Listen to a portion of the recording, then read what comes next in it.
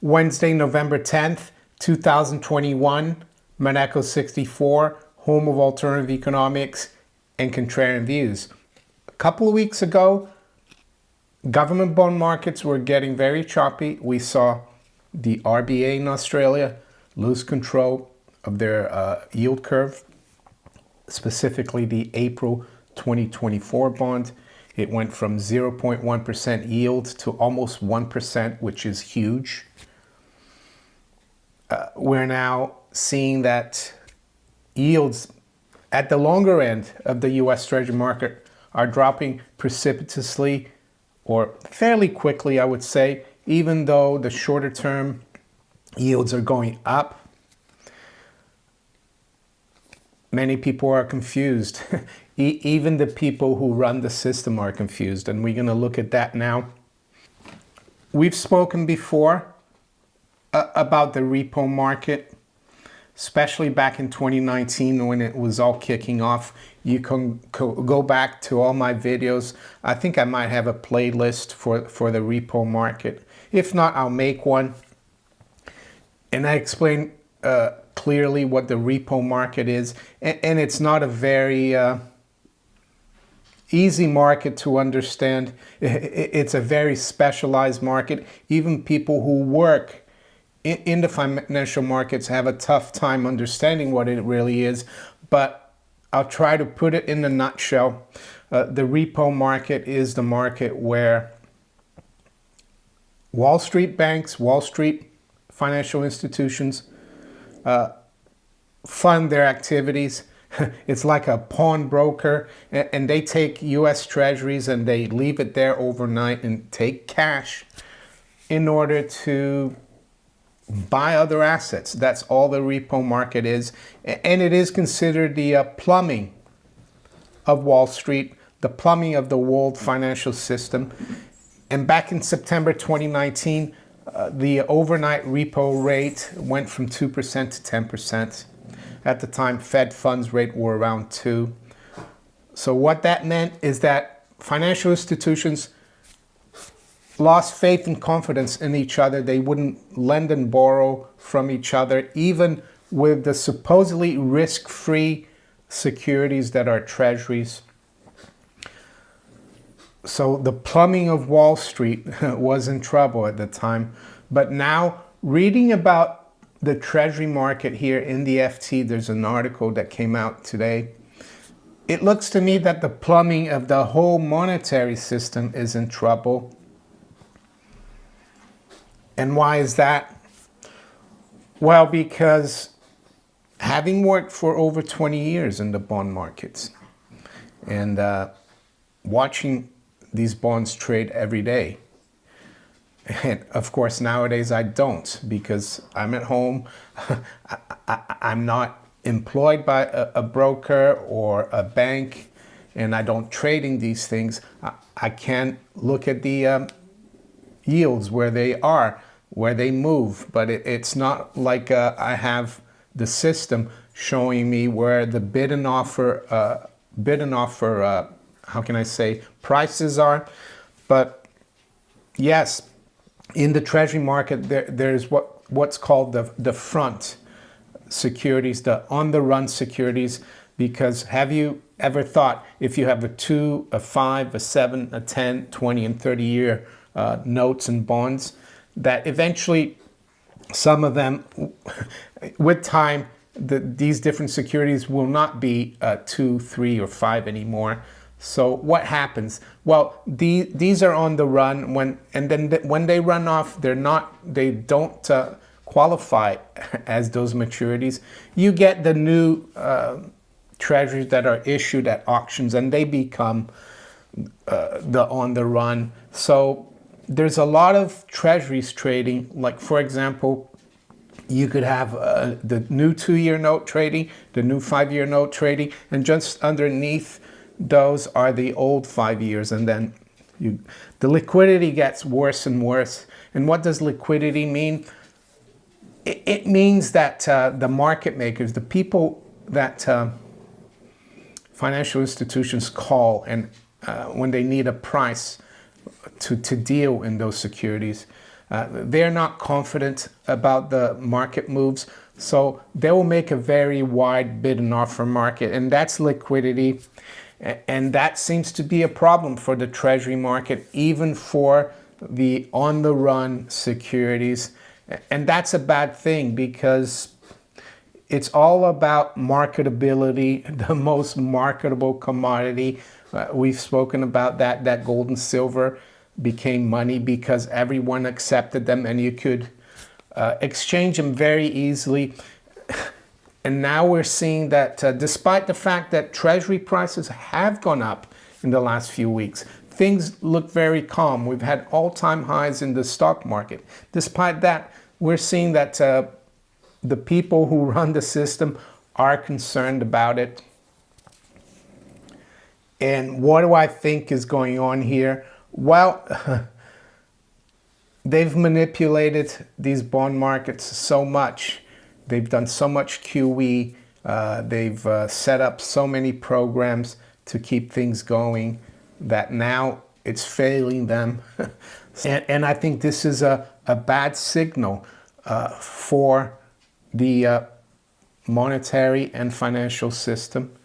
Yes, right now things look pretty calm out there. The analogy is, and I used to sail when I was a little boy. Let's say you had pretty decent wind out there. I was out on my dinghy, and then you could see the little waves getting choppier and choppier, and all of a sudden the wind picked up quite a bit. And I think that's where we are right now. Things look calm, but underneath the surface there's a big storm brewing. So let's go through this article in the FT. Yes, the FT is a globalist, Wall Street, City of London backed institution, but sometimes they have articles that you won't see anywhere else that are, in my opinion, very important. Liquidity drought in Treasury market accompanies unexpected rally. Bond price rises defy economic data while regulators seek to address trading problems. Well, I would say that bond prices and yields have defied the whole system, the whole debt bubble for many years. So it's surprising that they think it's now defying economic data. All the manipulation, right? This is by Kate Dugwood. The trading climate in the $22 trillion US government bond market has become less hospitable, adding to choppy moves in securities that act as a foundation of the global financial system. Liquidity, the ease with which an investor can buy or sell an asset, has deteriorated in recent weeks, data show. That has added to the pressure on regulators to improve a market long viewed as a haven during times of trouble. So why is the liquidity getting drier and drier, as we would say? Well, as I told you earlier, the market makers don't have as much confidence in the market. And they also don't have much confidence in the firms that they probably work for.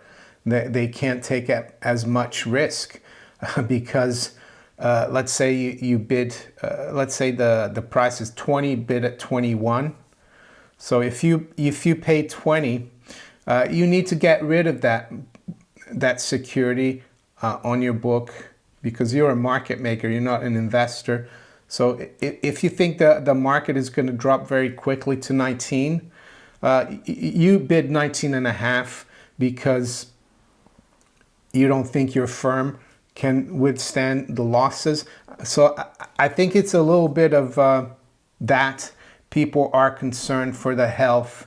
They've been told by the risk managers of the firms, of the banks, of the brokers to be more careful so they can't make as tight a bid and offer as possible. And they're also probably concerned that the most how can I say, liquid and deep stable market in the world is not so anymore. But regulators are far from any solution. Well, there is no solution to it. It's a system that's dying.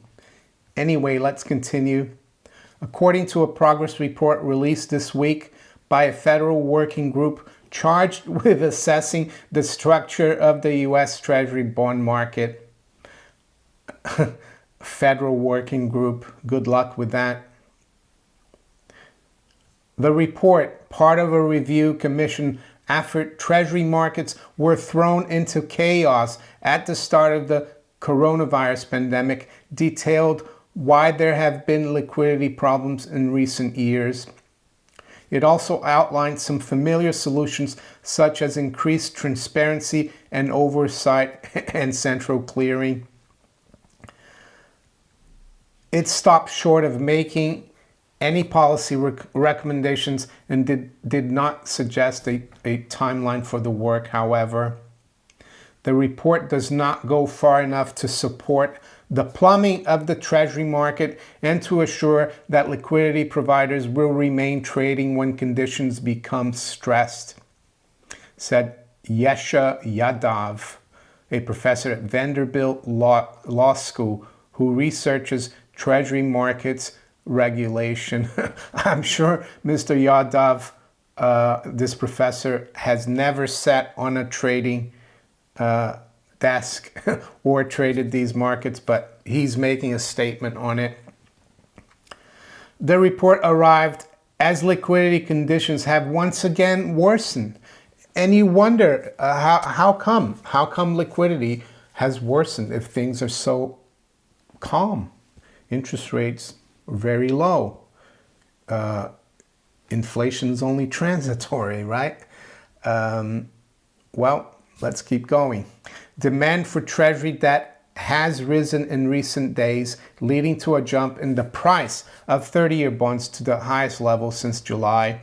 The price of the benchmark 10-year bonds, well, it's actually the 10-year note. The person who's writing this doesn't know the difference. When it's a 10-year, it's a note. When it's a 30-year, it's a bond. Has risen to its highest level since September. This is a funny part here. They're surprised. The current rise in prices is counterintuitive. The Fed last week announced intentions to slow its pandemic-era purchases of treasuries, which will mean the exit of the market's biggest buyer. Well, maybe that's the problem, that the government is buying bonds from itself and people have lost confidence. I know that the Fed is not technically part of the government, but it might as well be. There's also no clear fundamental economic reason why demand for these haven securities should be so high at the moment. October's US employment report showed strong jobs growth, plus riskier assets like stocks are booming. This seems to be something that has got to be sending sort of a troubling signal to central bankers because it is not fundamentally driven. There's clearly some position unwinds that are going on as we speak, said Subhadra Rajappa, head of US rate strategy at Societe Generale. So here's a chart about the bid and offer spread because you can quote the price of a bond also in yield terms. So they're saying that the difference between the bid and offer has grown quite a bit from less than 0.03 to almost 0.04.5, as you can see here. So the higher that chart, it means the less liquid and the wider the spread is, which is not a good thing. So let's continue. This position unwind means that speculators are rushing to get out of bets that longer dated treasury prices will fall. The trade has been a popular one in recent months, but the relentless move higher in prices has clobbered hedge funds, including Rocco's Capital Management, Alphadyne Asset Management, and Audi Asset Management. As investors exit these bearish positions, liquidity has been worsening, making the moves even more extreme. JP Morgan Chase research from November 5th showed that market depth, one measure of liquidity, has declined to the lowest levels since summer, when fears about the effect of the Delta variant on the US economy hampered liquidity. Delta variant, that's a lame excuse there.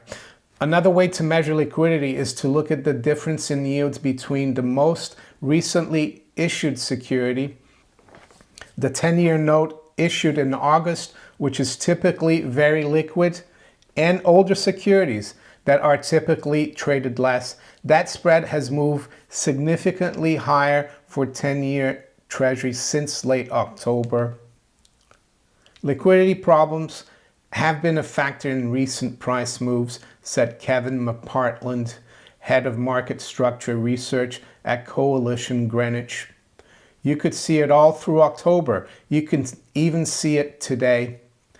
McPartland noted that the ICE Bank of America Move Index, which measures volatility in the Treasury market, remains elevated after last week, hitting the highest level since the coronavirus first roiled markets in March 2020.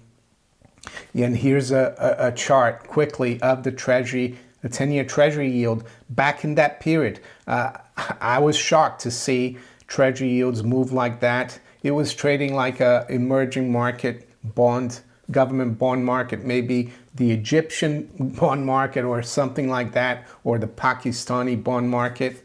That's not a good sign, people. Some of you have asked me, well, you said the petrodollar was gonna go the way of the dodo bird 4 or 5 years ago. Yes, I did, and I think we are on the way out for the petrodollar. And I even said it though in that video that it takes time, but I think this is a huge signal, not just about the petrodollar, but the whole fiat currency system. The Treasury market is traded not only in New York or in the US Treasuries. It's traded all around the world throughout all time zones. There's more volatility because there's more uncertainty, and liquidity issues go part and parcel with that, said Christina Hooper, Chief Global Market Strategist at Invesco US. So there you go. I personally think it's gone beyond looking at yields now, and we need to look at things like what's going on underneath the surface. And I think it's very dangerous for people in the markets. I was thinking the other day, there's so much complacency out there, unless you know what's going on like this. And I think this article is very telling. So with that, let's quickly look at where the markets are this morning. I'm a little later today. It's 10 past 9 a.m. London time. So we've got spot gold at 1826.30. That's down just over $5. Not surprising. As you can see by this chart here, this daily chart, I think the bullion banks know how important this trend line is. So later on today, of course, we're going to get CPI at 8:30 a.m. Eastern time. That will be important. We will probably see a lot of volatility in all the markets and in the Treasury markets especially. But we'll have to see what happens to gold and silver. I have a feeling gold is going to break out of this 1833 resistance level. You can see it's right on this trend line from the high last year, and it's also happens to be recent highs in the last few weeks, as you can see by the chart.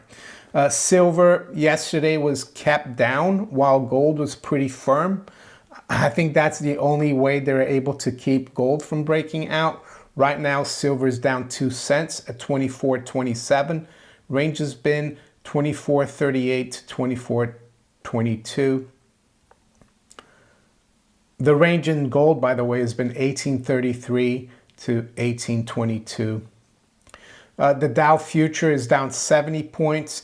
The NASDAQ future, 100 future is down 20. S&P is down 8. The FTSE is up 20. The FTSE future just below 7,300. To the currencies, sterling is down 0.2%, 135.32. The euro is down 0.25%, 115.60. And the dollar is up 0.25% versus the yen at 113.16. Aussie dollar is down 0.1%, 73.67. Dollar is down 0.1% versus the Canadian dollar at 124.24. And the Kiwi dollar is down 1/3 at 71.04. To the commodities, WTI crude is down 0.1% at 82.88. High-grade copper is up 0.5% at 4.39. And natural gas actually is come off quite a bit. We're back below 5, which is a key level. So still a lot of volatility in the energy market. Is this going to help bills for utilities in the UK later on this winter? I'm afraid a lot of damage has been done already. We've seen a lot of energy providers go under, probably 10 or a dozen. So I think it's a little late, and I think natural gas, the move higher is far from over. But right now we're down 0.75%, just below 5 at 4.98. So the 10-year yield right now is up 3 basis points at 1.48. So with that, I wish you all a great day. Take care. Bye.